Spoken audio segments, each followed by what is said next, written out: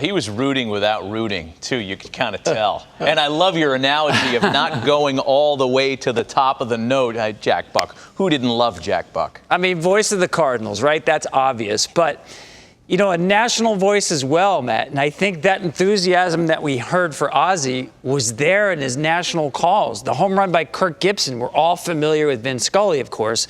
But Jack's call on that was really dead solid perfect as well. And I was amazed for a guy who at that time, Dan, had been in the business 30 years, and it's not a Cardinals game.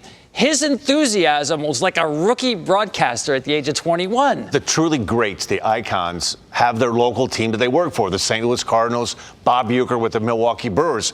But when they get into a national event, they take it to another level, and you would never know that Jack Buck had watched 162 regular season Cardinals games, or Bob Uecker when he was filling in the postseason. You never knew that he worked for the Milwaukee Brewers. You would watch that game and assume that Jack Buck, Bob Uecker, Vince Scully, they just worked national games. It was just a different generation. You know, those guys so made it seem like that was the only game they ever called.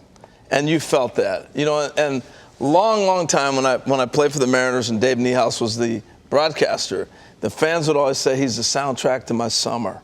And it's so true that the way and the enthusiasm these guys carry you through games, it just resonates. And Jack Buck was right there at the top with that. Jack did 17 Super Bowls on the radio. His football was great, too. He did it all. He started with Harry Carey with the Cardinals. I mean, that's like Maris and Mantle in the same lineup. In this case, but it starts out being a fan. And I think sometimes when you're in this business, you're like, you can't root for anybody. Yeah, you do. You root for the sport, man. Yeah, that was at a day and time when we didn't know as much as we do now about the business of baseball. Yeah. And the sounds of baseball tonight, 7 p.m. Eastern, right here on MLB Network.